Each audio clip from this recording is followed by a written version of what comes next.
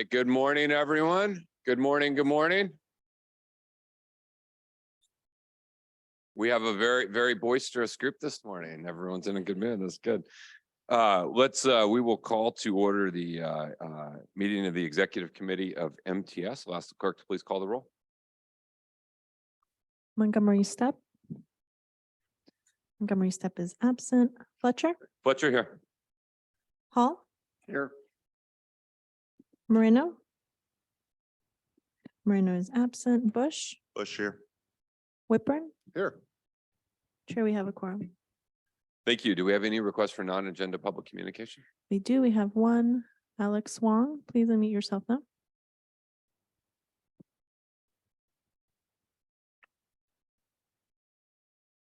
Alex, it looks like you're still muted. Yes, I'm here. So can you hear me? Yes. Okay, so I believe that if SANDAG and MTS are to minimize DMT and maximize transit ridership, increasing frequency on the busiest transit lines must be the top priority. University City can and should zone for up to 290 units per acre around mid-coast trolley stations, but the commensurate increase in trolley frequency must accompany such increases in density. 290 units per acre is comparable in density to the clusters of high-rise condos surrounding Vancouver's SkyTrain station. But unlike the trolley, which has 15-minute weekday peak frequencies outside South Bay, SkyTrain schedules boast 2-minute peak frequencies and 6-minute off-peak frequencies. Accordingly, the SkyTrain achieved the 2019 per mile ridership of 10,000. That's more than 4 times that of the trolley's 2,155 in a metropolitan area with less people than San Diego County. True, the Vancouver SkyTrain being automated and fully grade separated allows it to run higher frequencies than even a manned system like the trolley. But even Calgary's C-Train light rail, which like the trolley features grade crossings and human drivers, provides 5-minute peak frequencies, triple that of the trolley. C-Train station environs are hardly any denser than areas around trolley stations. Outside downtown Calgary, C-Trains have virtually zero transit-oriented development or TOD and are instead surrounded by seas of single-family housing, strip malls, warehouses, and car dealerships, much like trolley stations. Also, like the trolley, the C-Train often runs along freight rail corridors and freeways, making stations hard to walk or bike to. Nonetheless, the C-Train achieved a 2019 per mile ridership of over 8,000, more than triple that of the trolley. A key reason why is because the C-Train boasts 5-minute peak frequencies on the red and blue lines, each for combined frequencies of 2.5 minutes in downtown, where the 2 lines interline versus 15 minutes on a green and mid-coast trolleys. So does densifying areas near transit not matter? Of course not. Calgary would get even more ridership if it was as dense as Montreal or Toronto, but all else equal, high frequency systems get far more ridership per mile than less frequent systems. I would also like to congratulate MTS as the American Public Transportation Association's Q4 2022 ridership report came out, and the San Diego trolley topped the charts as being the US light rail system with the most riders in 2022, which is a very big feat since there are much bigger systems on that list as well, such as Boston or San Francisco. Yet the trolley carried more riders than them in 2022. Thank you very much. That concludes public comment, Chair. Thank you. Item 3, I'll make a motion to approve the minutes of the February 9th, 2023 Executive Committee meeting. Is there a second? All right, motion by myself, second by Member Whitburn. All in favor signify by saying aye. Aye. Aye. That motion carries. So we have 4 discussion items. I'm sorry, informational items only. No action that we need to take, but definitely some important items that Executive Committee should consider. Any feedback or input or thoughts around taking some of these to the board. So we're going to start with item 4, San Ysidro Transit Center Improvement Project Update. And I will turn it over to Dennis and team for the presentation.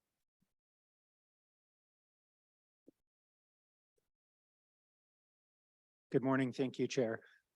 I'm joined today by Beverly Neff, Senior Transportation Planner. She is the project manager for this and our planner for the South Bay and downtown areas.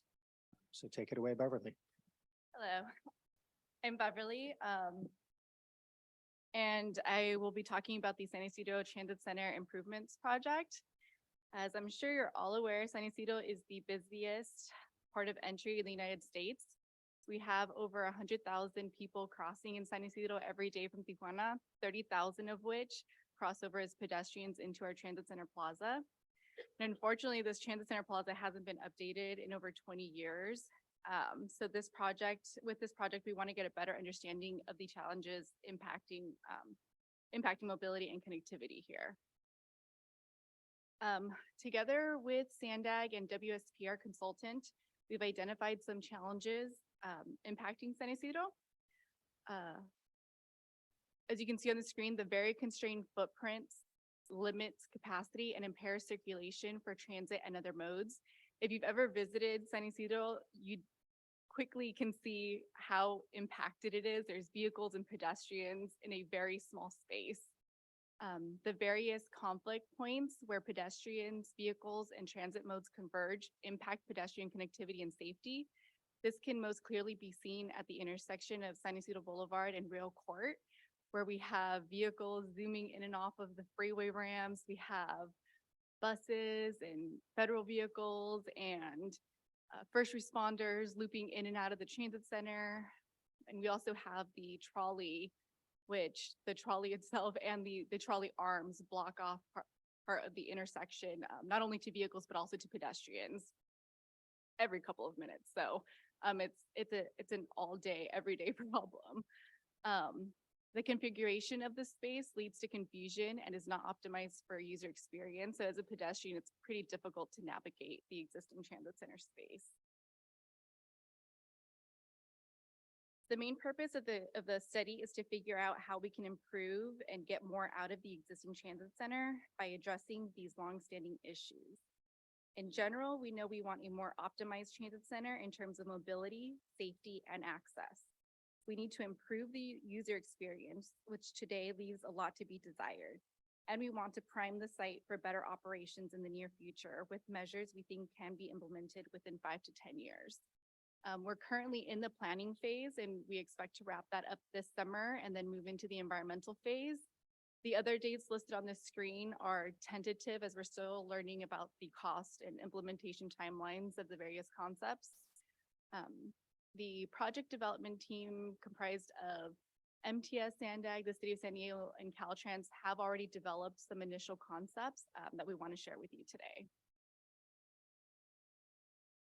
As previously stated, the main purpose of the current study is to figure out how we can improve the existing transit center. And the core of these elements is to include capacity enhancements for the trolley. Adding a third track is a critical operational goal and is a common theme among all concepts.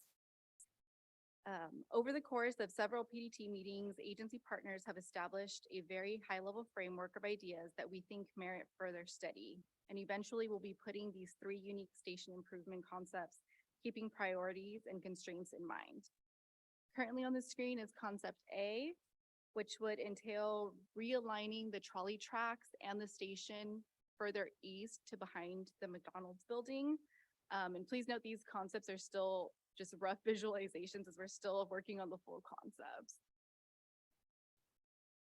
Concept B is essentially the same as concept A, except it's elevated, so the station is above grade. Both concepts A and concepts B would require land acquisition. Concept B provides a little more flexibility and options in the space available, but it also creates an extra barrier for pedestrians trying to get to the trolley station by adding that extra step. Concept C would essentially use the current alignment that's in place today, but it would elevate the station above grade. Although this would essentially centralize all major forms of mobility in a smaller footprint, the biggest challenge with this concept is that trolley operations at San Ysidro would essentially have to be completely suspended for approximately 2 years while the station's under construction. While the trolley is the core element driving these concepts, we also need to configure pedestrian, bus, and vehicle connections at the site because that's also important. The PDT has done some work to understand what we need at the station, what might fit, and in what configuration could it be placed in to provide the best operation. Given the high demand and need to better prioritize the pedestrian experience, a key goal for that exercise is maximizing use of space. One configuration that seems promising and could potentially be applied to multiple concepts is the one you see here. This is essentially a broadening of the existing bus loop into what would be the vacated trolley right-of-way. Early engineering and design checks have shown that this is feasible in concepts A, B, and C with minor variations. Another important element that still needs to be developed is a reconfiguration of East San Ysidro Boulevard leading into the bus loop, which could potentially add more transit options. These concepts so far have been developed by the PDT after several PDT meetings and other stakeholder meetings where we obtained feedback on various priorities and constraints. As you can imagine, there's a huge list of local and binational stakeholders that the station impacts. In addition to stakeholder meetings, we've also launched a user experience survey this week that will help us gauge people's experiences when using the station. We hope to start sharing concepts with stakeholders in the public, but first wanted to present them to you here to obtain your feedback. And with that, I'd be happy to answer any questions or hear any comments you may have. And I also wanted to note that SANDAG's project manager on this is also on the line and he's ready to answer questions. All right, before we go to any board member questions, do we have any public comment on this item? We do not, Chair. All right, any executive committee? Member Moreno? Thank you. Thank you for the presentation. And we absolutely have a lot cut out for us, right? In this station. It's the busiest station. I think 12,000 people jump on this trolley line any given day. I think the next biggest is this one, right? 12th and Imperial with about 6,000, which is half. So backbone of the blue line, and the blue line is the backbone of the whole trolley system. One of the things, and I thank you for all the outreach that you guys have done. I think it's very instrumental to make sure that we have the input of the community. Has the concept changed at all from the input that the community has given, or? So the community has not specifically given input on these concepts. These haven't really been shared with them yet. So far, all we've obtained is comments on what priorities they Okay. have. So like we know one of the priorities is public transit. We want to put the focus on bus and trolley, and then secondary to that are the taxis and the jitneys and the other forms of mobility. So at this point, we've just been more receiving comments Got you. in general, and that helped us develop the concepts. Okay, well, that's good. So you're going to take the concepts back out to the community then? Correct. Okay, wonderful. I was going to say that we definitely want the concepts to be out in the community. We want folks to have a say in what this trolley line is going to look like. This doesn't necessarily pertain to what you're doing, which I think is great. I think this is long overdue for the busiest trolley stop in the whole system. The one thing is that I don't want to wait 12 years before the trolley at San Ysidro gets, some more improvements.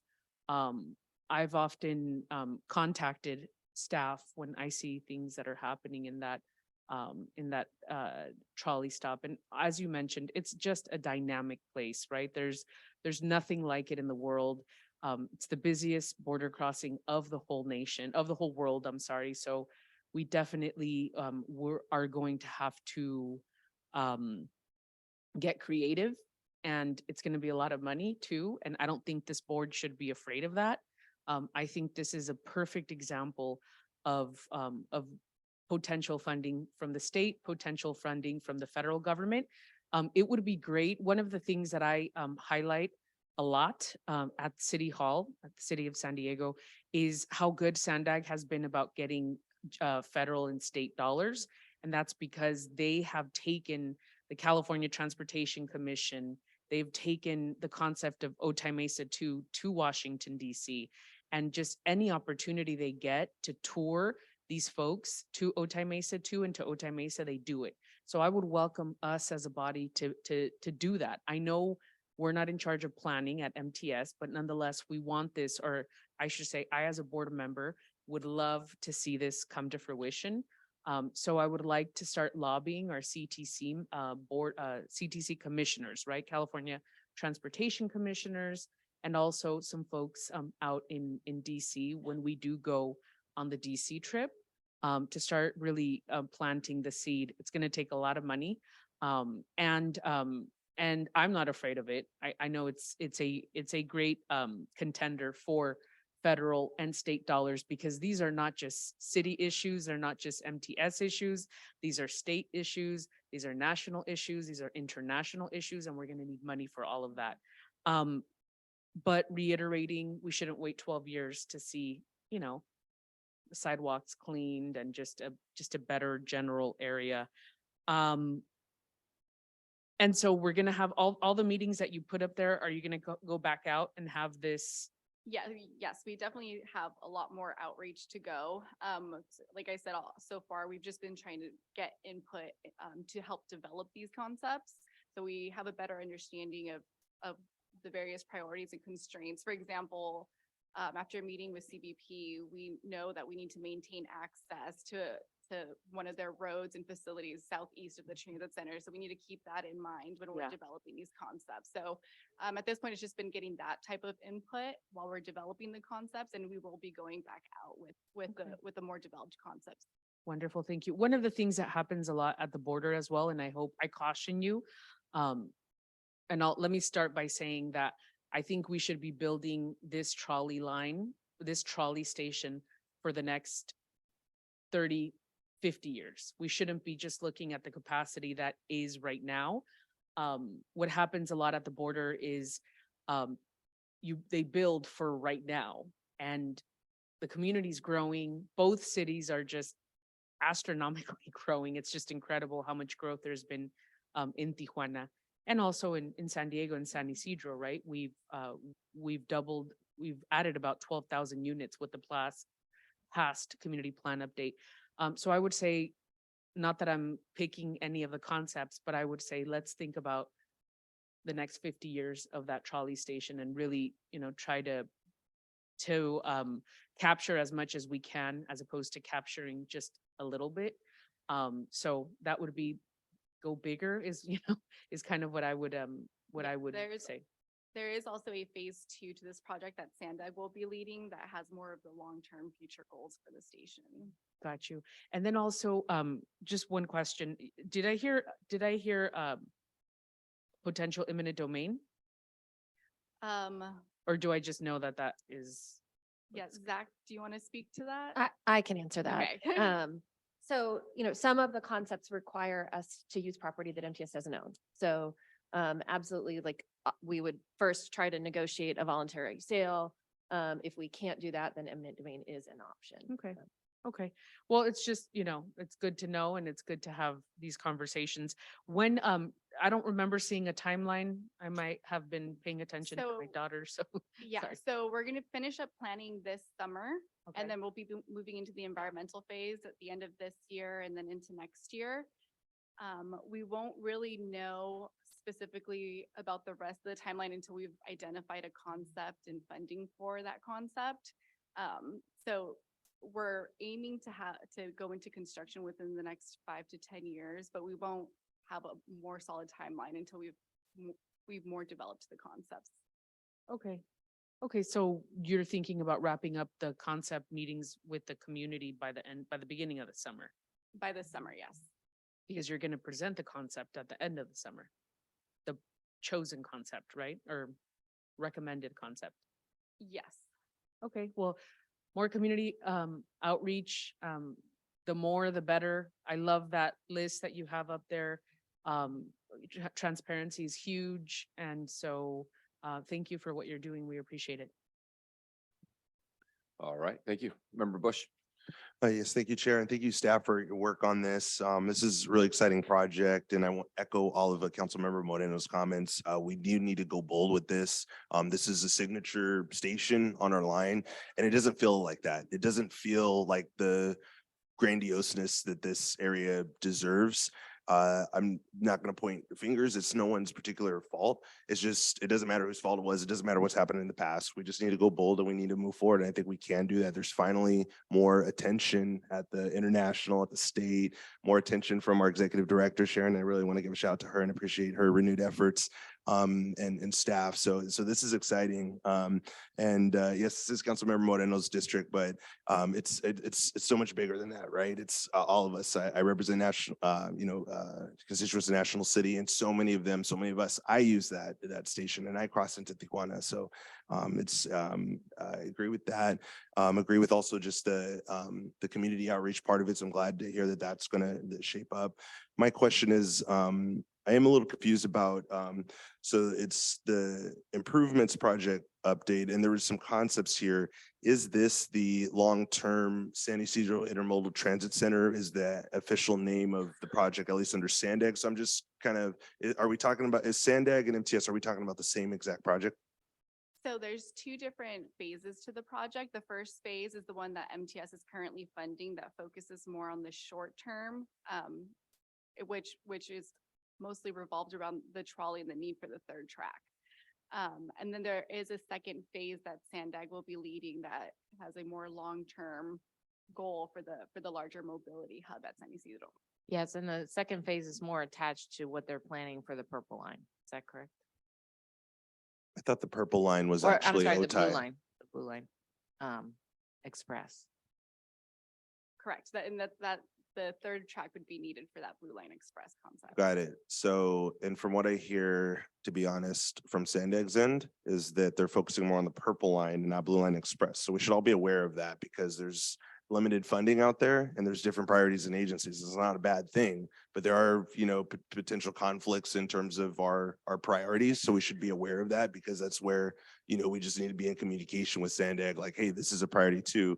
And at the very least, even if a Blue Line Express might, take some years or some time in the design concepts, we can't have conflicting designs, so we just need to be open to that. Blue Line Express, it's a big project. I support it, but, I just want us to be mindful of that. I don't know exactly what that looks like, but, and I also want to emphasize what Councilmember Moreno said about not having this wait 12 years. These projects do take a long time, a big effort, but we just need to really, I think, put the effort to prioritizing that. And another question I had, and this kind of starts getting into item number 5, so I don't want to get into it too much, but just for the purposes of this particular item, do the alternative, all these 3 design concepts, do any prohibit or exclude the potential of trolley into a trolley extension into Tijuana? I understand that we're going to discuss that. We as a board have not given staff direction on that, but I want to ask, so far, this is basically a brand new concept. So do any of these 3 design concepts exclude or kind of conflict with a potential trolley extension into Tijuana? I And can answer that just because we've had some of those questions and maybe it was Zach. We haven't asked them to clear that question yet, just because that concept came up this summer while we were already well into this. I guess our staff concern would be not wanting to go off on a tangent and then lose sight of what the focus of this project is. But we are trying to develop concepts that would not conflict with the phase 2 overall project. But we can ask the designers to on a general vet. I do think if you just look, if you're going to connect up with the rail line in Mexico, if they're using their existing one, the 2 concepts that are behind the McDonald's building are closer to those tracks. And so it would be easier to connect if that's where, Tijuana would be bringing in the rail line. If you have it in San Ysidro Boulevard, then you've got to jog around GSA facilities, so me not even being an engineer, but we can ask the engineers that are looking at it to at least kind of give high level. But we didn't want to lose focus of what the concept of this study was by going off to vet that project. Great. Okay. Well, thank you. I appreciate that. I don't want to backtrack on the work that's already been done. I also don't want us to box ourselves in by, putting in a design that in 5 years from now is going to be obsolete because we've now moved so forward with this really bold new concept. So that's just my other cautiousness. But yeah, that's all my questions. But I just really want to thank staff for their work on this. And is this coming before the board, the next board meeting, or is this just? We could. Yeah, you want to?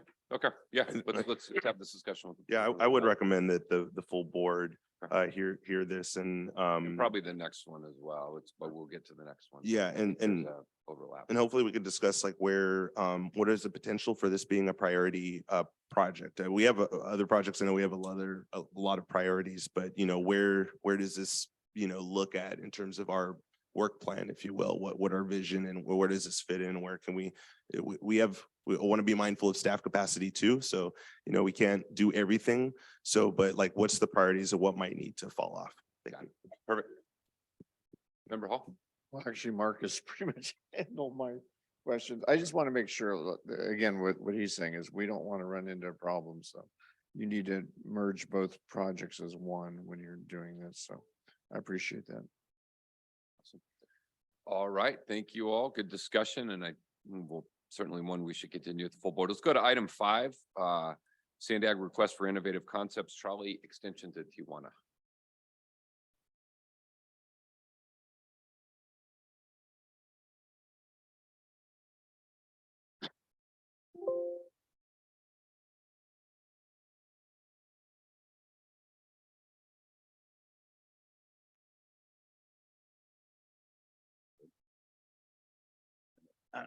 Excuse me. Good morning, everybody. Brent Boyd, Manager of Service Quality and Special Operations for MTS Rail.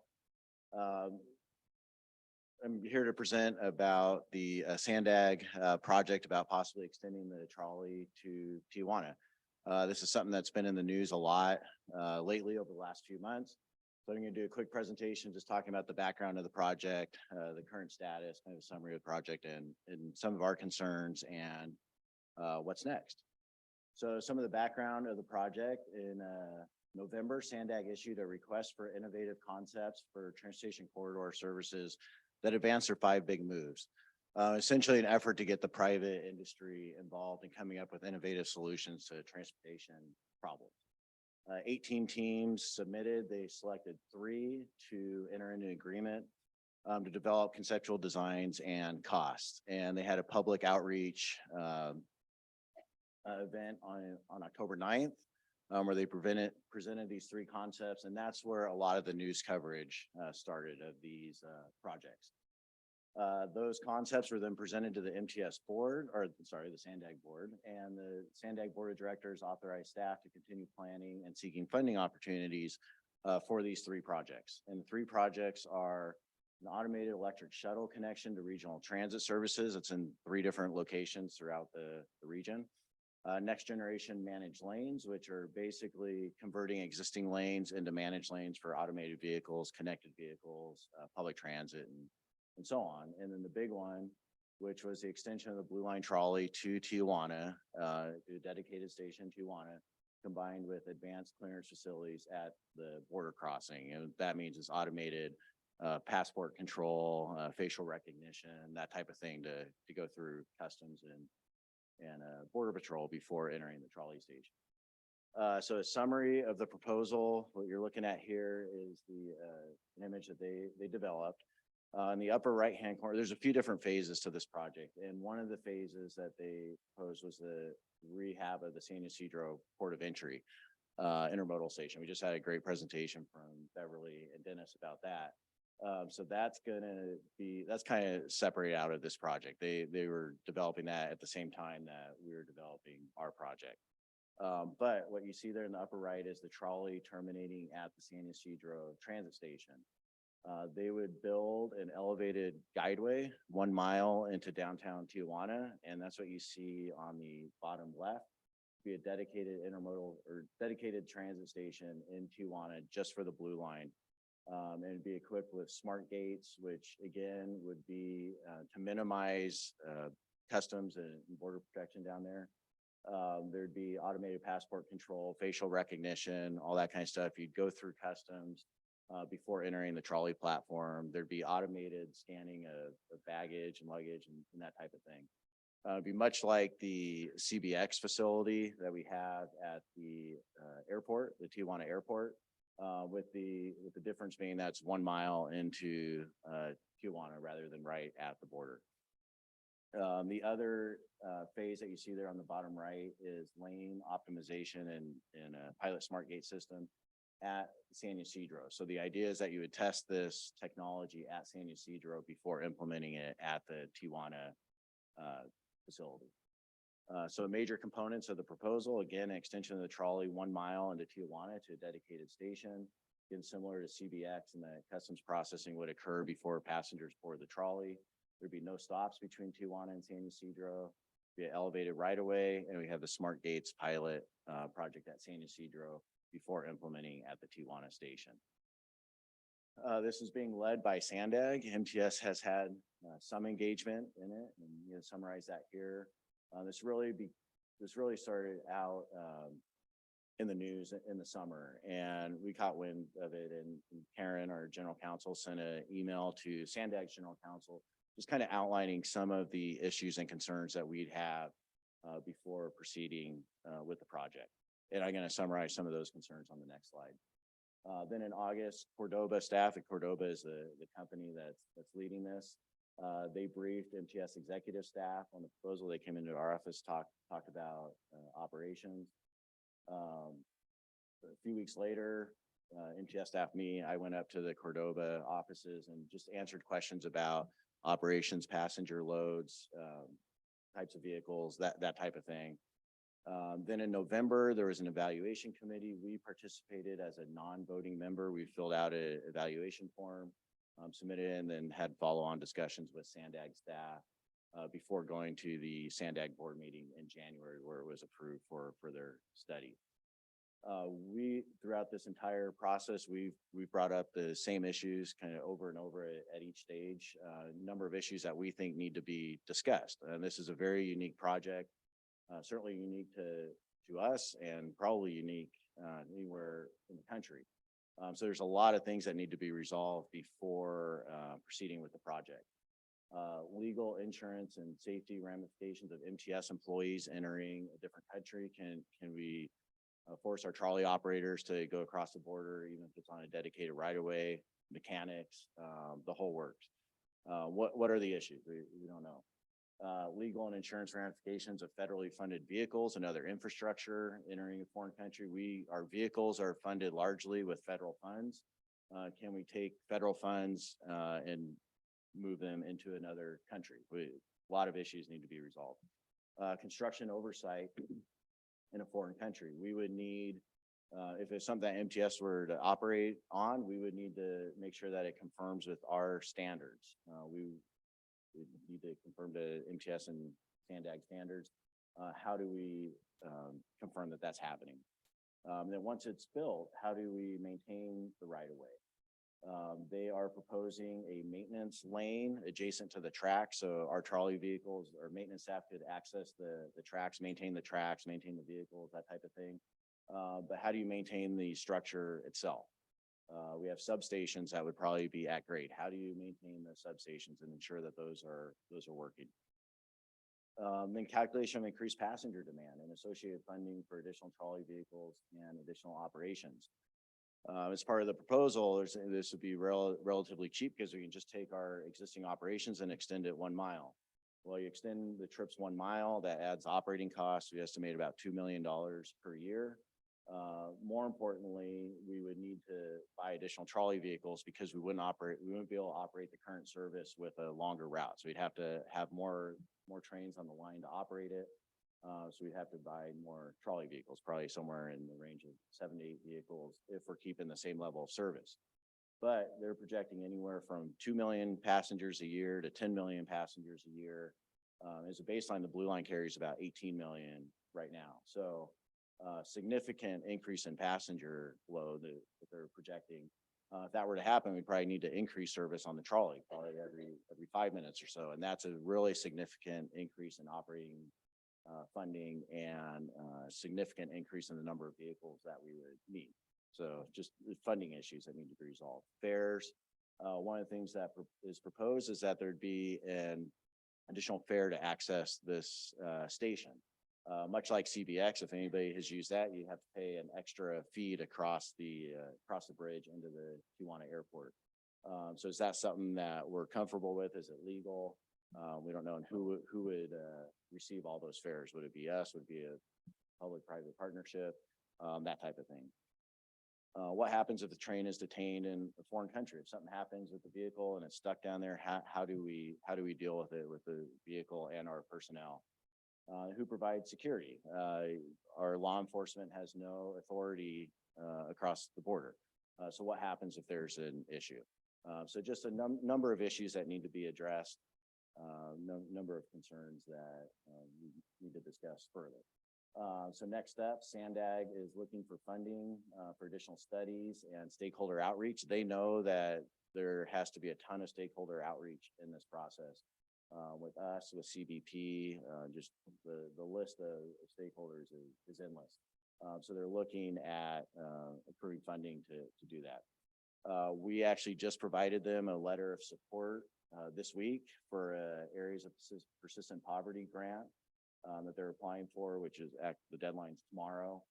Much of the grant is going to focus on advancing the San Ysidro intermodal transit center study that we just heard about earlier today.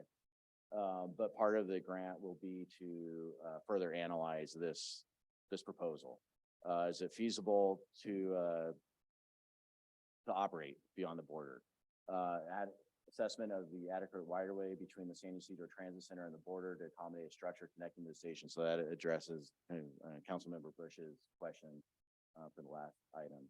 An evaluation of the feasibility of using a pre-clearance type of system at San Ysidro and Tijuana. So that's a proposal that they're sending in, again, due tomorrow. We'll probably find out in the next couple months if we get funding for it. So that's the immediate next steps, and that concludes the presentation for discussion. We have any public comment? We do not. Any board member comments? Thoughts, Member Moreno? Thank you for the presentation. Needless to say that the previous item is, I was talking about potential growth, right, in the region. And this is an example of exponential growth. So we definitely need to make sure that our trolley stop is taken care of and that we are addressing this. This is really, really, really exciting, you guys. I don't know if anybody else is as excited, but I'm very excited about this. This is like innovative public transit. And the border is a dynamic area. A lot of things happen that do not happen anywhere else in the world. I'm old enough to remember that CBX was a pie in the sky dream, right? Like nobody's ever going to let you do that. And guess what? It actually had already been done in Switzerland, Germany, France. And it not only has it been done, but it has been extremely successful, extremely successful. So I'm trying to be very diplomatic here. I would caution staff's, I'm going to say this, I would caution staff's tone on this presentation. I think when we have been presented with just new public transit things, staff kind of says like, oh, you know, and I'm talking about the youth opportunity passes. I'm talking about, you know, the Fifth Avenue Promenade. I think we should be very open to, you know, to first of all, to what SANDAG is willing to explore, right? What are we going to find out about our system by having them explore, if you don't mind, thank you. By having them explore this, right? And I say that with all like the respect, and I know you guys are doing a lot and a good job, but I really want to caution us because, you know, we as a board want to, I'll speak for myself. I won't speak for any of the board members. I as a board member want to be cutting edge, and I want to start thinking about the future of the ridership of our MTS system, right? And if I look at the current business that MTS has, it's in San Ysidro. They are our #1 business partner. And so the fact that we have this in front of us, I think is really exciting. I don't think we should be, oh, the other thing that I wanted to point out, another thing, I don't remember this, but another thing that was a pie in the sky dream was Sentry. When UCSD came out with Sentry 30 years ago, everybody said, that's not, of course, the first concept had you driving at 15 miles per hour, which that changed, right? You actually have to stop, and sometimes they even search you, which they said they weren't going to do. So things do change. I do recognize, and I do want to point out what you said about how is this going to work out? Because CBP does not cross into Mexico, right? And Mexico does not cross into the United States. But I will point out at Otay Mesa proper, you currently have CBX officers crossing into Mexico to inspect agriculture. It's already happening. And that's in a facility. Obviously, that's, very different than what we're talking about right now. But I would just say I'm very enthusiastic about this. I think staff should be as enthusiastic about the potential of SANDAG, well, not potential, it is happening, SANDAG researching this, which I think is really cool. One of the things I did notice is that you stated that you guys had to go and contact SANDAG, which is an issue, right? MTS should have been at the table from day one. So I am concerned with that, especially being the representative at SANDAG for MTS. I obviously take responsibility for that. And I will play more of an active role when it comes to these two projects. I was kind of busy having a baby, so I apologize, but I don't apologize for having a baby, but right. No, what I mean is that, we definitely, there has to be more fluidity, but I would love to see staff be more eager and enthusiastic about this project and about the previous project. And just, I don't think we lose anything, right? Whether it works or not works, like, I know it will work.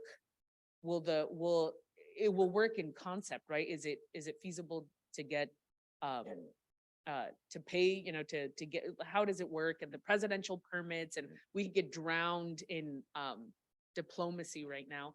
But I think this is really, really cool for MTS, and it's cutting edge, and I'm very enthusiastic about it. And I can't wait for the board to see this project. So thank you for that. Could I just clarify something? It was not a project of SANDAG's at the point when we kind of learned about it. And it was really the private company who put it out in the media. So it's certainly nothing. I don't want to have you believe that somehow SANDAG was sitting on this and not bringing us in. So I just want you to be aware of that. Okay, thank you. That's good to know. And I just, oh, I'm sorry. I was just gonna say, I've been working with SANDAG on this lately, so that hasn't been an issue. Then I won't step in, right? Then I won't. No, look, I Kidding. think it's great. I mean, I want to really echo, I think, the points made by Member Moreno in terms of this is exciting. And, when I first heard of this, I mean, look, I'm not naive. I understand our border situation here is viewed differently than border situations in other countries. The notion that transit could cross international borders is not a insurmountable task in other areas of the world. Now, I acknowledge this is not quite the same situation and setup, but having said that, it is like, this is incredibly exciting as a concept. And I think what I think you'll hear from a lot of board members is we want to get in a yes, if mindset, not a no, because. Right. So yes, we could do this if we get the presidential permit, if we get this cooperation from CBP, if we do this, right? As opposed to no, we can't do it because we have all these challenges, right? And so it's just a different approach to it. And I don't think anyone on this board will be naive about how challenging this will be. We try to get agreement between two of our local jurisdictions when the elected leaders are all in total agreement and saying, absolutely do it. And we know how long that takes us. And in this instance, you have local government, federal government in multiple countries, right? Plus cost issues and other things. So I don't think there's a naiveness to how challenging this will be. But I think that there is an excitement and a desire on behalf of our agency to say, hey, we love this. We love this concept. We are aware of the challenges and the difficulties. But we want to do everything we can to make sure that we are fully supportive and engaged in working through those roadblocks and obstacles and challenges. to make sure, because it really could be a transformative thing for the entire system. And one question I had, and then I know we have some other member comments, and I won't forget our one public speaker who joined late, but do we have any sense, and there may be no way to know this, but what would it mean for ridership in this regard? Meaning, how many people currently come across and then get on versus how many people would just get on direct? And that would be a tremendous convenience for those individuals and a time savings for them. But do we have any, I guess it's impossible to really know. Yeah, so right now we get about 12,000 people at San Ysidro a day. They're projecting an increase of somewhere between like 30,000-40,000 a day. If this connection. Right. Okay. Right, exactly. If we built this. They certainly need to do more. There needs to be more ridership modeling done. I mean, we need to understand where the people are coming from that are accessing the border at San Ysidro. Are they coming from the central business area, which is where this station would be, or are they coming from East Otay, you know, that type of thing. So there needs to be a much broader understanding of the travel patterns. I think we also need to get understanding of the fare. I mean, that could really impact the number of people that are accessing that station versus going to San Ysidro. If it's an equal fare at San Ysidro and it's much quicker, you'll have a lot more people going to that station. If it's a $10 surcharge, you know, a lot of our riders might not choose to do that. So I think there's a lot of unknowns there. And I think that's going to be part of the future studies. It's just challenging. Look, I'll acknowledge it's challenging. We get in kind of, this is what we do and this is the normal way we do it. And when we're stretched, right, when we got to stretch outside of that, it could be uncomfortable. And I think we're acknowledging like there's some discomfort there, but this is one of those things that if it got done, it would be something for a long time would be looked back on and say, hey, you know what, they did something really good there. And it's not just the symbolism of connecting our communities. It really is the economic. It is the number of people. I mean, we were reminiscing when we lifted the state of emergency over some of the things that had happened during COVID. And one of them I remember very distinctly was when we were doing vaccinations, having a member of the press say, oh, you're shipping them all to Mexico. And I was like, no, we're not allowed to do that. We're not shipping any to Mexico. And they were like, no, your own website says these vaccines, all of these thousands of vaccines are being administered to people in Tijuana. And I'm like, no, those are healthcare workers who work at our San Diego healthcare system who live there. And they come across every day and they got vaccinated because they're healthcare worker here. And it's just a reminder of how interconnected we are and how many people every day come back and forth to go to school, to go to work, see family members, to do other things. And so it would just really be something incredible. So let's hear quickly from our public speaker, and then I'll come back to Member Bush and then Member Montgomery. Zach DeFazio Farrell. Please unmute. Hello, thank you so much for meeting today. So yeah, a couple of questions. First, I understand this is a really complex project. It has a lot of sort of different actors and moving pieces. Regarding like sort of, I guess would be like certain, like in compliance of certain standards. I mean, are we potentially expecting either like the Baja State transit agencies to play a role in either construction or maintenance, or sort of in like abiding by safety standards? How about like Mexican federal government? How much money might they contribute? These are just some like sort of more practical questions I have regarding what the project might end up being. And that's it. That concludes public comment. To answer that'll be part of any future efforts. So this was really just a concept development stage at this point. It was small funding available. So that's why there's an effort now to find additional funding to really flesh out a lot of these issues. So that's something that will be determined as we go forward. Thank you. Member Bush. Thank you, Chair. And really want to thank staff for the hard work on this as well, and partnering with SANDAG. I saw that there was a joint application for a grant, right, to get more funding. So I'd love to see more of that, especially because there are so many opportunities out there with the infrastructure bill from 2021, I think. And then the Inflation Reduction Act also has some resources that could potentially be available for this. So there is a lot of funding opportunities out there.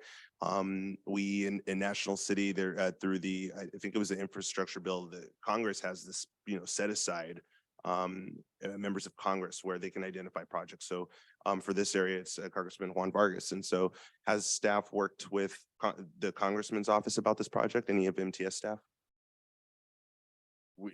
MTS has not. Not yet? Okay, that well, I'm not yet, aware of. because I get that. SANDAG may have. Okay, it's because we're early on. Okay, so I get that.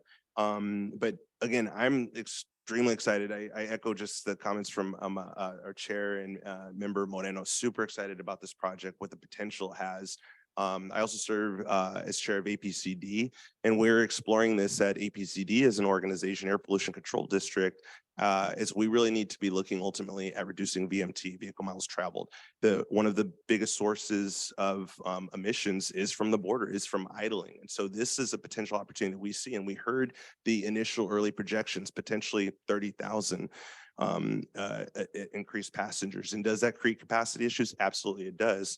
But that's where I think it's an opportunity to tap into that federal or those federal and state resources, because we shouldn't, this is not a project that we at MTS should be taking on alone. I do appreciate staff's, and I do echo some of those comments from member Moreno. I appreciate you, trying to be, we're trying to be as tactful as possible, right? Because your staff's role is to, in some ways, push back and hold accountable and challenge us, right? But I do agree with Councilmember Moreno. In the tone, it kind of feels like no, because, and so that's one of the things I just want to echo and push back on. I think it's a yes if, like the chair said, and I just so just my suggestion is in the presentation. I definitely recommend this come to the full board by next meeting, but just that just being mindful of that tone. The other thing I noticed, and it's a kind of a tone issue, there keeps being references to foreign country, and so I think that's fine once it's repeated in there. And it's Mexico, it's the government of Mexico, and that's what we should call it. It's not a foreign country. And I think we got to be very mindful and intentional of the language we use. When we say foreign country, it's maybe because it's triggering for me a little bit personally, because my wife is from Tijuana, and it's just, it feels, I do not believe it's staff's intention to do this, but it feels like an othering. And it's like, I do recognize the logistics of having to work with a foreign country. It is difficult. They're not the same, obviously, regulations and laws. I get that. So, but we should identify it specific to what it is. Identify it once as foreign country. That's fair. The rest of it needs to be the government of Mexico, the federal government of Mexico, the state government of Baja California. So that's just one of my suggestions in the presentations. I don't think that was intentional, but I don't know if you had staff had a response to that. No, we can definitely adjust that. There was no intention there. I didn't think It so. was just to kind of show the complexities of the issue. Got it. No, Yeah, I get that. no And problem just at all. the nuance for me is really important. So if you guys could just like address that nuance in as much as possible, and not generalize this foreign country. I think stay it in the first, because it's important for people to recognize, but then after that, it should be more nuanced. So I appreciate that. Another question I had, so there's a lot of issues. As the chair said, we are not naive to how complex and how difficult and expensive this is going to be. There's legal, there's insurance, there's construction oversight, maintenance. I'm excited about the opportunities for FAIR. I'm not saying that we should, use this as necessarily revenue generation, but I think there's a potential for cost offsets similar to how the CBX facility operates. I think there's some real potential there. There's a lot of questions there. And I think some of these questions were presented back last year in 2022. Have we received responses from either the federal government in Mexico or the state government in Mexico, or local, state or federal government in Mexico about this? We have not. Okay. SANDAG, I think, has reached out to them, and again, that'll be part of the future processes, to really flesh out the issues, get all the stakeholders on board, determine potential funding. Okay, got it. Last thing I would suggest, and again, we could talk about this more, maybe if it requires direction from the entire board, but I do think MTS, if the board decides that this is something that we want to look at, I do think MTS needs to assign resources and the staff involved. Maybe we even look at creating, a subcommittee to explore this so that we can continue to identify funding and resources to this, because like, for example, I don't want SANDAG just taking the lead on everything. It's not that I don't trust SANDAG, but SANDAG does not have the expertise on ridership. We are the experts in-house on ridership. So I don't want them taking the lead on a ridership study and not taking into account all the nuances that our staff expertise has on what that ridership projection looks like and what are the actual impacts to our facilities that we would be operating. So that's the other suggestion. I know that takes resources, and that's where I'm mindful of that. So whatever, we as a board also need to be accountable to not just throwing staff big projects, but whatever we can do to help, whatever we can do to advocate and actually put in the work to help identify these resources. If I have to help staff write some grants, like, let me know. I'm willing to do it. Thank you. Thank you. Member Montgomery Step. Thank you, Chair. First of all, I want to acknowledge that I'm present. I'm here. I know I walked in a little late. Apologies for that. I also just have to express my excitement too about the potential of this project, which calling it a project seems super small for what I think the capacity of what it has to do or has the ability to do. So I'm very, very excited about it. I'm thinking about our designation as the World Design Capital coming in 2024 and how this interplays with that. Even the fact that we're talking this through and trying to get additional funding to do a little bit more studying around it. So I wanted to throw that in there, and also just to be kind of consistent with my conversations that we've had around surveillance technologies are super important, super convenient, but also just can be kind of far reaching, especially with the international connection here. So it's super, super early, but just to keep that on everyone's mind as we go through and discuss these technologies that are already being used and already out there. What is the reach that they have? Because we certainly don't want to be like overreaching, especially in this capacity, but I'm very, very supportive, and I'm really excited, looking forward to next steps for this. Thank you. Thank you. All right, good discussion. Appreciate it all. And we'll definitely carry this over to the board, and I give the full board an opportunity to have this discussion. We're going to take item 7 before item 6. It flows a little bit more naturally. These two items go together in much the same way 5 and 6 did, but we'll turn it over to Mark and team. And we will start with item 7, and then we'll go to item 6. Well, good morning, Chair and members of the Executive Committee. Thank you very much for this opportunity. I'm Mark Olson, Director of Marketing and Communications for MTS. And with this item, we're going to be talking about Pronto fare validation and some of the education that we've been doing, and give you an update there.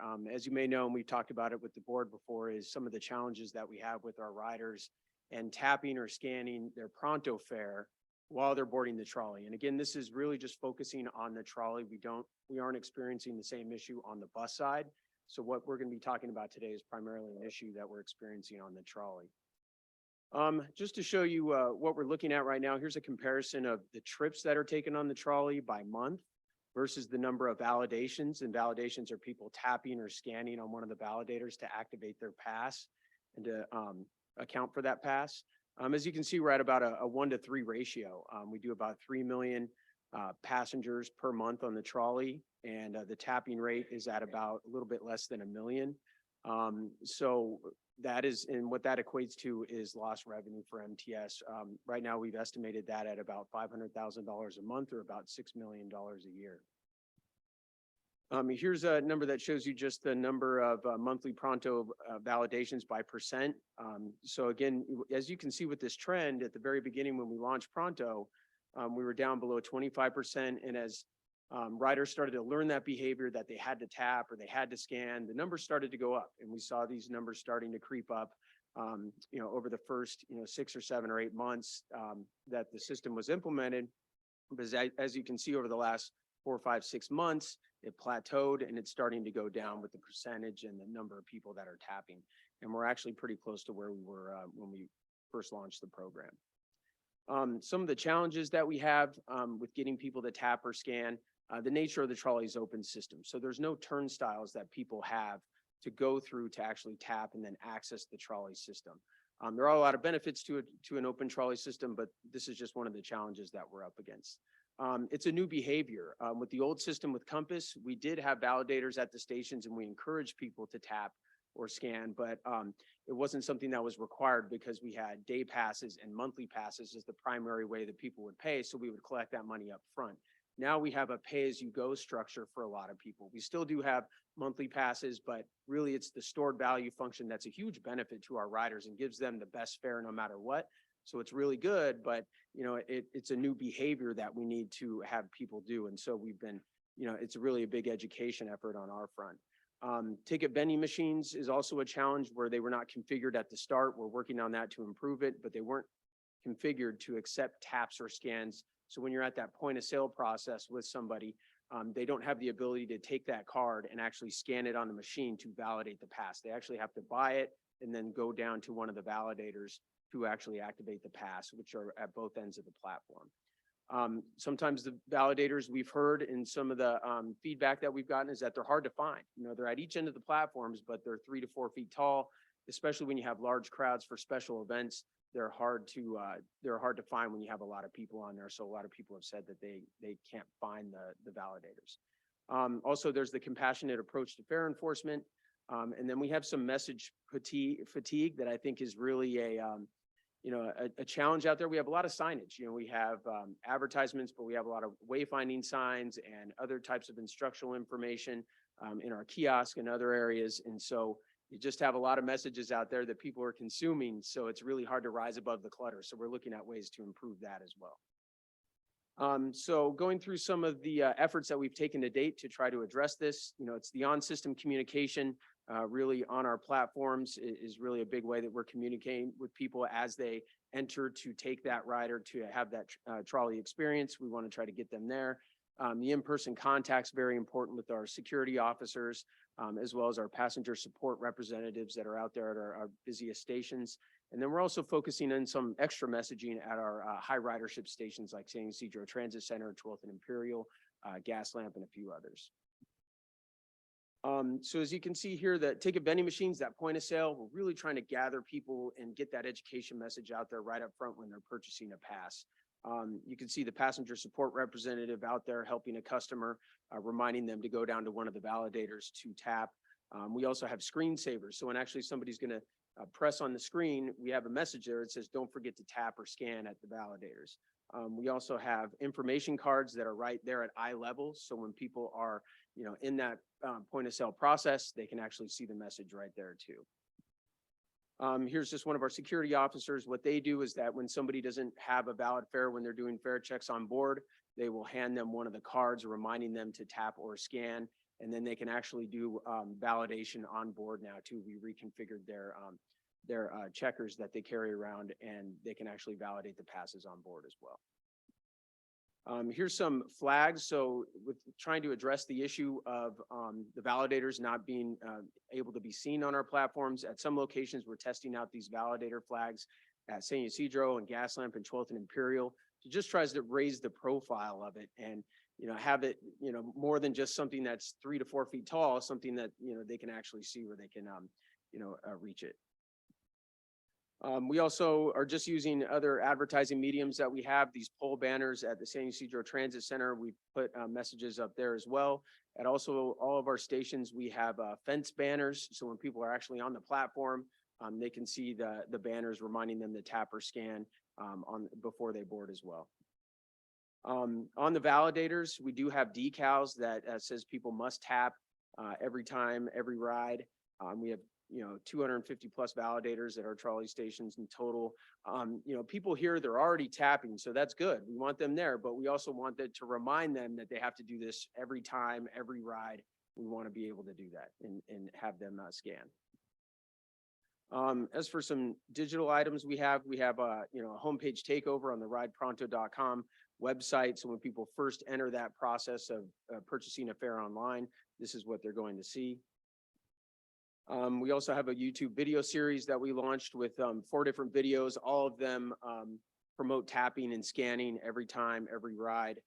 65,000 views total on these 4 videos that we've put together on how to use Pronto. We have a lot of partnerships out there, particularly for special events. And, this is one of the main messages that we're getting out there is about tapping and scanning before every trip. And so really, it's just about us putting it in news releases when we're sending that out for special events, working with our partners, working with other third-party entities that have transportation information, and making sure the tapping and scanning function is out there as an education item when we're communicating how to ride transit.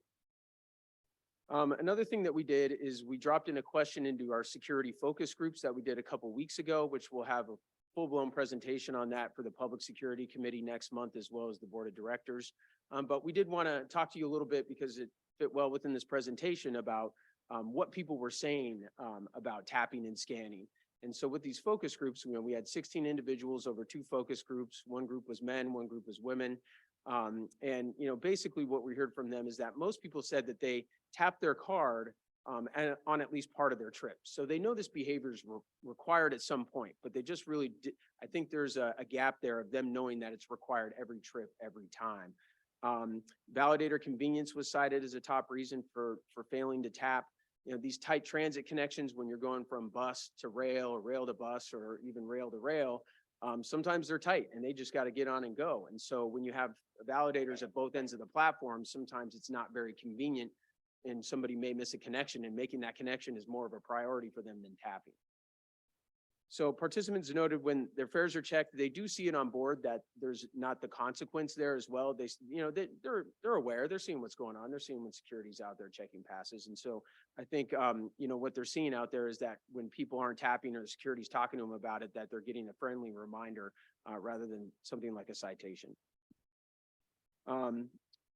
So what we're going to be doing moving forward, we're going to strengthen our messaging on this. Continue to and expand the existing communications that we have out there. We're just going to continue to reinforce this tapping and scanning and that it's required. We think we'll have more luck with the behavior change here. And because, I think there's some emerging technology that I'll talk about here in this presentation as well that's out there that'll really help us with this issue. Just with the messaging, before we were taking a more rewards-based approach where you can earn a day pass or earn a monthly pass, and then you won't be charged anymore. You can travel as much as you want. You'll never be charged more than a day pass in a day or a monthly pass in a month. And so we're really going with a rewards-based messaging. Now we're going to be going just more direct with this, and that it's more of a you must tap or scan every ride, every time. And so we're going to be auditing our messaging out there and updating it. Some of the other things we're doing with signage, we're going to add decals near the trolley door buttons. So when actually people go to open the door, we're going to have a decal there that says tapping required or scanning required. And it's just another, again, a new way to communicate this information and try to rise above that message clutter that we talked about.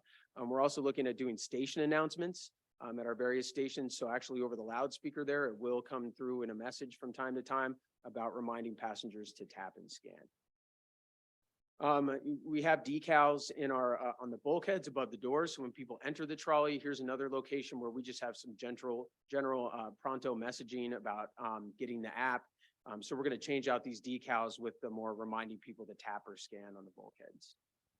We're also looking at changing the color palette a little bit, and we're going to get more of these flags on the system for the validators. So we're going to go from the purple, which kind of you start to look at it and sometimes it blends in with some of the environment that's around there. I think maybe the blue will pop a little bit more. So we're going to be doing 12 more of these flags at our higher ridership stations. Is that at all stations or?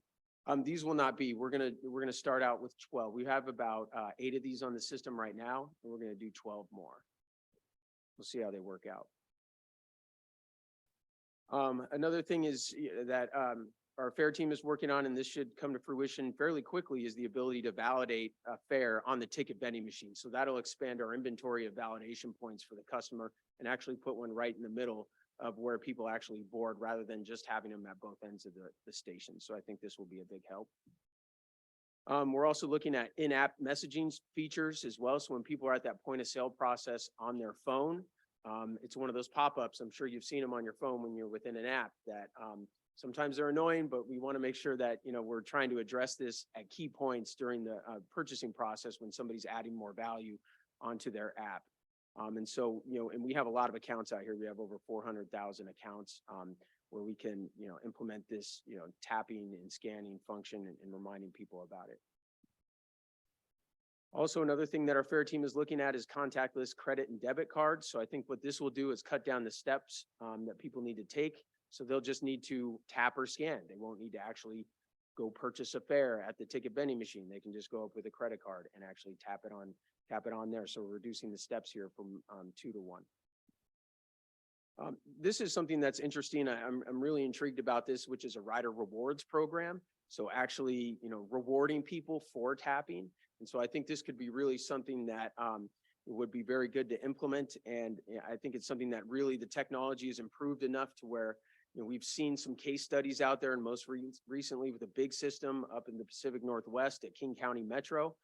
They've rolled this out and they've had some really good success with it. So I think this could really be a way to get people to encourage people and provide rewards for tapping. And I think that's really a great thing. And I think it could really help with our ridership as well as this tapping and scanning process. What the great thing is the company that we use for our mobile app is the same one that implemented this at King County Metro. So there's some synergy there. And so I'm really excited about this opportunity and we've had some positive conversations with Bytemark, the company that we work with, and we look forward to exploring this further. So in summary, we're going to continue to study the behavior and see what our tapping rates are, try to implement some of these messaging techniques, technology improvements, see where the data takes us, and continue to refine. We're looking at obviously improving some of the tapping and scanning options that we talked about earlier, identifying new and creative ways to continue talking about tapping and scanning with riders, improving the messaging, and then taking advantage of some emerging technology. So I think we have some really exciting things to improve this challenge, and I think we can work through it, but it's going to take a little bit of time, creativity, and I think we're on a good path, and we'll continue to keep the board and executive committee updated as we move forward with this process. So with that, certainly open to questions and comments, and I appreciate you letting us update you on this. Thank you, Mark. Any public speakers? We do. Leaf Genzer, please unmute yourself now. Hello. Yeah, thank you for this presentation. I can echo everything about the inconvenience for the tapping. Fashion Valley Station, the validator is very far away from the platform. I was just wondering if there's any idea or any plan to add validators onto the trolley like you have on the bus.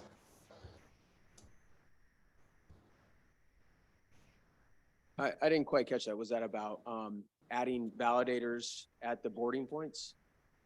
Validators onto the trolley. I'm sorry, sir. I don't mean to interrupt you. Public comment's really not designed to be a back and forth question to staff. So if you can express your concerns or questions, and then we'll hear from the board, and then we'll give staff a chance to respond to everything that they've heard. Okay, sorry about that. And in this case, I would suggest to add validators onto the actual trolley, so people have the chance, even if they forget, to validate the ticket on the trolley. Wonderful, thank you. Next is Zach Bowell.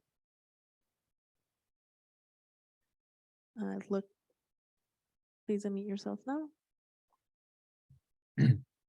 Hello, I would like to echo what the previous commenter said. Yeah, on some of the stations, there are very few validators. I understand MTS recognizes this, but in particular, the Fashion Valley Station, I believe there's one validator, and you have to be arriving at the trolley platform from a particular path. And if you're coming from the mall, you just won't see it at all. So, I mean, incentivizing people to pay would be great, making it easy. If it's feasible to put validators on the trolley, that might help mitigate this problem. Obviously, you don't want to block entrances and exits, but just food for thought. Thank you. That concludes public comment, Chair. All right, thank you. We'll go to Member Hall. Yeah, that was kind of my suggestion. See if we can do it on the trolley. If you go back to the slide 2, you're going to see that July, if I'm reading it right, 22, that was MTS. I think that was the reason we spiked. That was Comic-Con. I mean, the next one down. Is this the correct slide? Yeah, that was probably Comic-Con. It's the reason we spiked there. We bought the credit card system when we bought this system, correct? The ability to tap on credit card. We're going to talk about that in the next presentation. Okay, that was promised is what I remember. Yeah. I understand that we're going 12. I think we should have it at every station, these banners. I know that's gonna be an expense, but the reality is if I'm leaving El Cajon or I'm leaving, Pacific Beach and I don't tap there, I may be downtown before I even do anything and remember. And obviously I'm not gonna get off and get back on. So, it's just something to kind of keep in mind. We need to really kind of push these. I don't care if it's one, I don't care if it, one per station if we have to. Putting 6 or 7 per one station. Why don't you put 2 per station and you can have more knowledge going in? And those are just my comments. So thank you. Thank you. Member Montgomery Sutton. Thank you. I really do appreciate this presentation because it acknowledges some of the things that we've been talking about as board members, but also looking toward creative solutions to deal with the issues and education that we continue to provide to our riders. I also appreciate the focus group. I was able to see a little bit of the second night. So of course kept my camera off and everything, but I was able to observe and it was very helpful. It's interesting that, folks have said that they are not tapping every time, right? But also that they notice that there are friendly reminders. So I just bring that up to say, even though folks aren't doing what we're requiring them to do because of the lack of knowledge or just the muscle memory that it is taking to get used to this new system, they're also, saying, acknowledging the opposite, which is that, when fares, when someone is not appropriately tapping their notice that they're only getting a friendly reminder. When those folks that are saying they don't tap all the time could also be getting that friendly reminder, right? So it's just, I think we just have to monitor this, continue to come up with some of the solutions that you presented here in this presentation, and then, make decisions appropriately based on that timing. But it is important to acknowledge where we are. And also, I'm looking forward to the next presentation because I think that provides additional information for, the goals that we want to accomplish here. So thank you for the presentation. Member Whitburn. I too want to thank you for the presentation, appreciate the update, and appreciate all the work to try to address some of the challenges here. You mentioned that security officers on the trolley do have the device where people are able to tap. Yes, they do. That's something that, when this challenge was first realized, that was one of the first things that, we changed with the way that we're approaching it, is reconfiguring their validators or their checkers to be validators as well. And you mentioned that there are months in which the loss from the lack of tapping can amount to $500,000. That's the estimate that our finance team has given us. So just doing some back of the envelope math, that's like $16,000 a day, which, comes out to maybe somewhere around 600 hours of personnel equivalent. So I'm just wondering, what would be the possibility of just having people stand outside of the trolley with those validators? I mean, there's all kinds of events where you have ticket takers. I mean, something along that to at least reduce the loss. Has that been considered? Would that be a possibility? I think we've looked at that at some stations and actually, doing that for special events and, working with our, passenger support representatives and possibly expanding it, particularly for special events. So that is something that I think we can look at too and see what the cost benefit analysis would be on it. Thank you. Appreciate that recommendation. Any other comments? Yeah, Member Moreno. Thank you for bringing this item back. I think I have more questions though now that it's back. How does the validation rate differ across the trolley? That's one of my questions. Are there big differences between stations in the gap between the number of riders who board and the numbers that tap, and how about between particular trolley lines? Kind of going to what the vice chair was alluding to.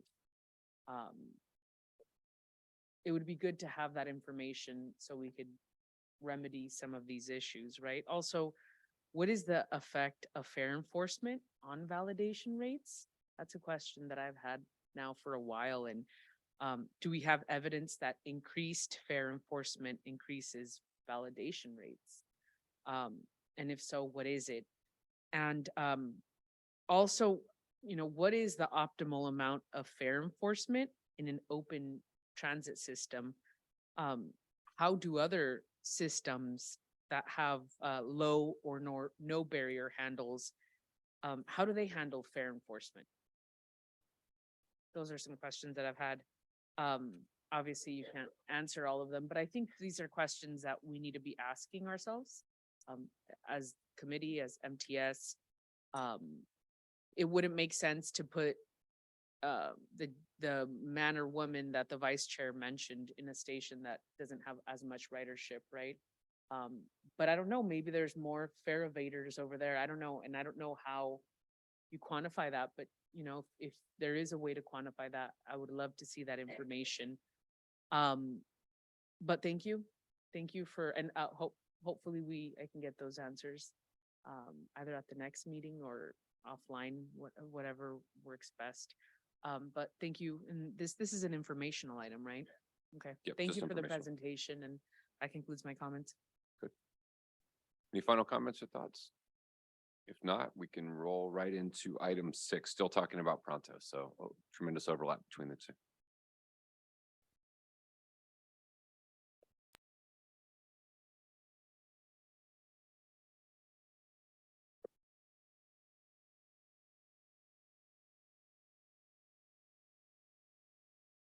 Hi, good morning. I'm Emily Outlaw. I'm the Chief Information Officer here at MTS.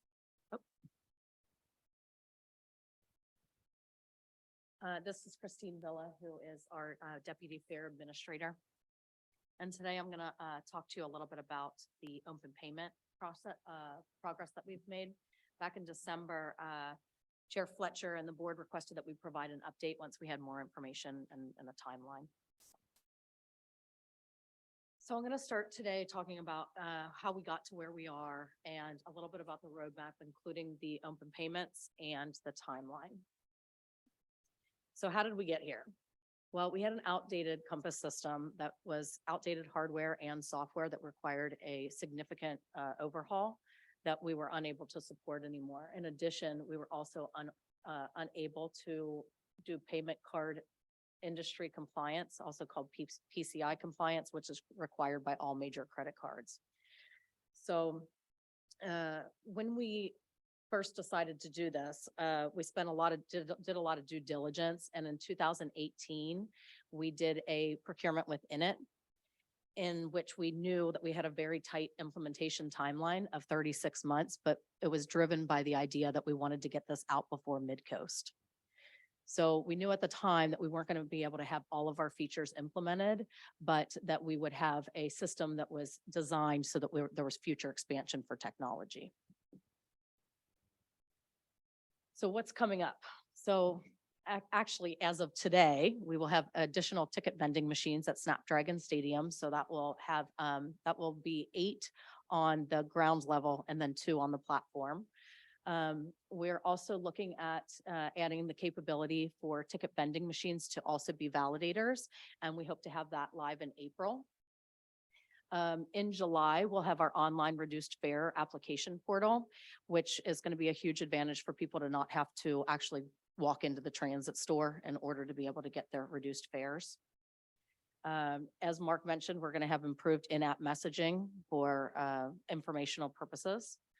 And in November, we hope to have 7-Eleven on board, which will bring our retail stores expansion out to over 400 places that we can buy Pronto cards. Which brings me to open payment.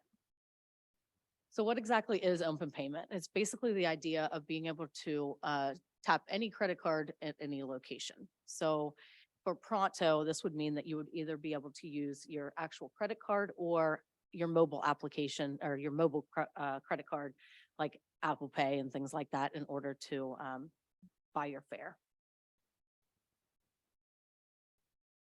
So over the last couple of months, we've had a lot of workshops. We've worked with a lot of different teams, NCTD, the California Integrated Travel Project, Merchant Services in it, and Jacobs Consulting Group to try and get a minimum viable product concept out, understanding how we can be the biggest impact to our tourist and special event attendees right away.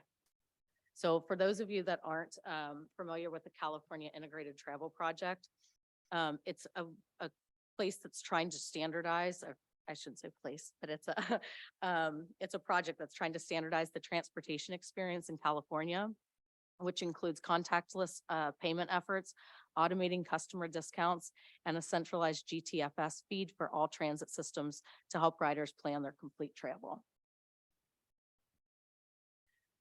So when looking at this, we're looking at the minimum viable product that we can get out, and we're exploring two options. One would be a one-way fare that would include the 2-hour transfer, and it would also qualify for daily capping. And the other option is a day pass equivalent. So you would be charged on your first tap for a day fare. But please note that for either of these, we would not have the reduced fare option available immediately. So challenges. One of the biggest challenges is really being able to do fare inspection. The devices that are available right now are pretty big and bulky. In addition, you're actually not able to charge a fare if the person has not already paid. Like Mark mentioned, that was one of the things that we pretty quickly realized was a necessity for us to be able to charge the fare immediately. So that would not be a part of the first phase. So there is an inspection that we could do, but like I mentioned, it would be fairly costly just to, procure these. And then in the future, the plan would be to go ahead and retrofit those with some smaller, better inspection devices. So if we decided to move forward with this, we would be looking at a launch of around March of 2024, which would allow us to be live before the next Padres season, as well as the big touristy seasons in spring and summer, including all of our Comic-Con fans that come. So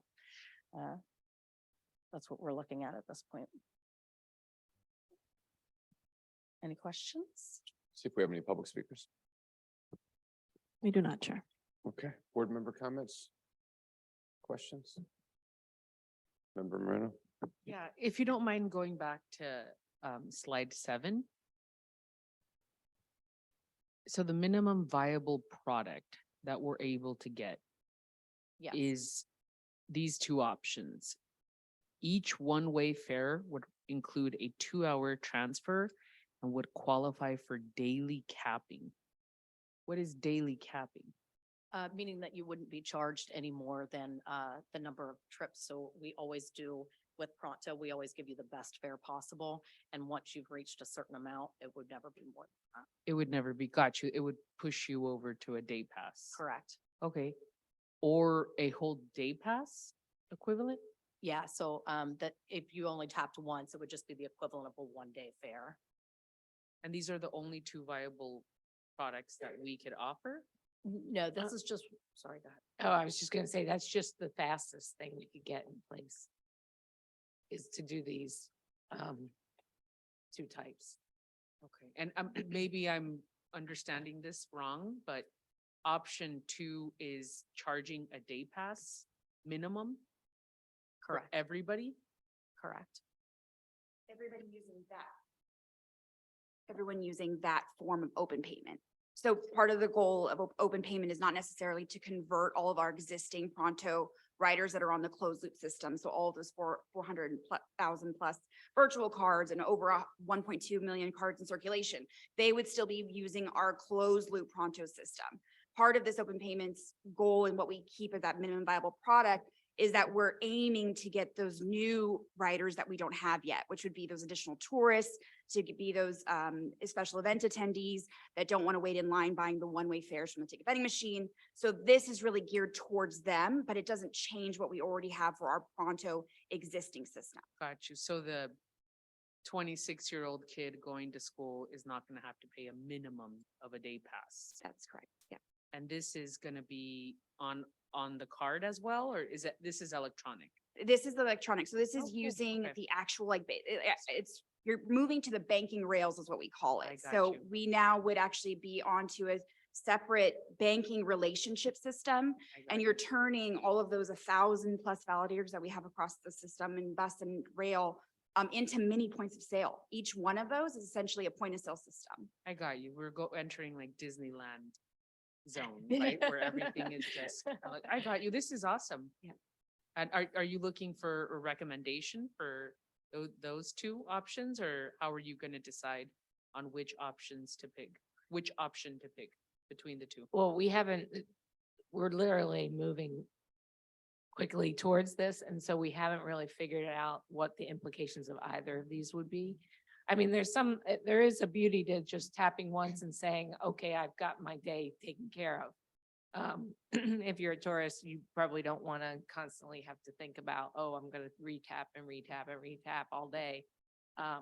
But then there's also the people who might only want to take 2 trolleys in the day. And, they're going to take it one way to get to downtown or wherever, and then they're going to take it back to their hotel. So I hear you. we just haven't figured that out yet. Okay. And then I think that going back to the 26-year-old, why wouldn't the 26-year-old want to be on this as opposed to the Pronto card?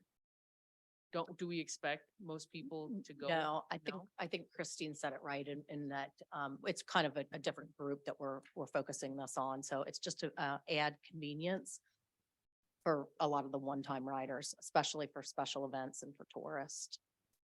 Okay, so we're adding convenience and they're going to be able to pay by their phone. Correct. Or their credit card, directly with their credit card. The regular rider is gonna have the Pronto card. No, I understand, but we're inconveniencing our regular riders then, right? We're putting all the bells and whistles. So they would, Yeah, oh, go ahead. Okay. I was just gonna say, they would still have the ability to use their Pronto card. All regular riders would still use the system the exact same way that they use it today. If I were in a different city and I'm like, I don't want to download an app. Like, I just don't want another app on my phone. I don't want to have to type in my stuff. Like, if I can just Apple Pay or pay with my card and maybe it costs me more. I feel like that's kind of who this would target, right? We want you to download Pronto if you're going to be free. That would be our preference. It'd also probably be cheaper for you and on the whole more convenient. But if this is a thing, I experienced when you go somewhere and they're like, download this new thing to hail a taxi. It's like, I don't want to download another thing and have to type in all the stuff and think of a password, just all of that. So it would be more folks who just don't want to do that, right? Exactly. That's it. That's the exact target audience. It would also, even if we could do fare capping, it wouldn't be for reduced fares at first. That was one of the things that when I was talking about the California Integrated Travel Project, that's one of the things that they're working on is a system that would identify information about certain people so that as you used your credit card. You're scaring me now. I know it is a little bit, but that they would be able to identify certain things about age and that type of thing, so people would be able to get reduced fares. Yeah, that's a scary world. I hear you on this. The only issue I have is that we're putting priority to tourists over our regular riders, but sounds cool. And just note, I just downloaded the app for Disney and to buy my ticket. So we're willing to download. Did they have a loan application with that too? Well, I did the same and then I deleted it when I left. Yeah. I don't want that. Apparently you have to download it a day before. Yeah. Yeah. But thank you for the presentation. I appreciate it. Sure. Member Hall? Credit card fees and fees. Is there any fees we have to worry about? And are we calculating that into maybe going to the day pass, because that way at least we're covering the fees? I believe that it's the same merchant fee as what we do right now by processing our, the regular through Pronto. There, I believe that there might be some additional interchange fees that are being discussed, but we, it would be our same merchant processor and gateway, that we currently use for charging. If you walk up to a vending machine and you're charging your credit card there, it's that same, processor and gateway and banking relationship. But there are some additional interchange fees that, have not been fully identified at this point. Okay, well, that's obviously something we need to look at. And I'm with Chair Fletcher, I'm same way. If I go to a different city, I'm just gonna go whatever. Yep. And be done with it. Yeah, that's the idea, is that you can walk out of your convenience store where you got a soda and then using your same debit card in your hand, tap and ride and board. Member Montgomery. Just a clarifying question, and I'm sure you both went over this, but these two options are an either or. We could not have both options for riders in our system. That's correct. Right. Why is that? Well, one of the benefits or perks of our closed loop system is that we can control all the configurations in the tariff because it's our stored value purse. Like we said, it's like unique to MTS. You can't go use your purse or value at Starbucks and such. So we can set up all the different tokens and configurations of when you see this type of fare media, do this. When you see this type of account, do this. When you're on the banking rails, as we call it again, you essentially are just don't know Joe from Jane of the debit card that they have in their hand and what it's a standard deduction. And you can set rules to say, once you see that token, which is what how they mask their debit and credit card for protection and PCI standards. Once you see that card again, don't deduct anything more within 2 hours or 6 hours or X hours. That part is configurable. But then to say, when you see a different one, take a $6 fare. When you see a different one, take the $1 fare. That's where you are no longer, the banking rules just can't support that at this point. Okay, I feel like I need a minimum viable product 101 class. Because I think we're having the same, but if I understand it correct, then we would essentially be telling people, hey, download the Pronto app, you got a lot of options, you can pay less. If you just want to boop, Yep. then you either got to do that every time or you do that once for the day and you're done. And we tell them one message or the other, it can't be Right. both. Exactly. Correct. Exactly. Yeah, okay, okay. Thank you very much. Got it. Cool. All right, good discussion.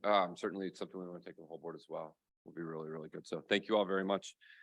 Those are our discussion items. Let's take a peek at the March 16th MTS board agenda, and let's see if we have any comments or suggestions, thoughts on that. If I could mention, we have a really, really full agenda. So I do want to bring these other items that you all saw today, but if it's okay with you, I'd like to manage what we put on and then possibly move a couple of these items over to the next board meeting instead of next week. Otherwise, we won't get done by noon. I have 3, maybe 4 closed sessions, so I will need people's time to get through those as well. And then we have the finance that the budget committee forwarded to the board and, there's just a lot of things. So. Member Bush? Question, which of the items are we looking at tabling out of the number 4 through 7? Let's talk about what we think is important. I mean, it's kind of 2 items. I mean, it's 2 topics and 4 items, so it wouldn't make a lot of sense to do just one. It was almost like we do 2. So would we rather at this next meeting prioritize the Ysidro, Tijuana or Pronto update? If you don't mind. Yeah.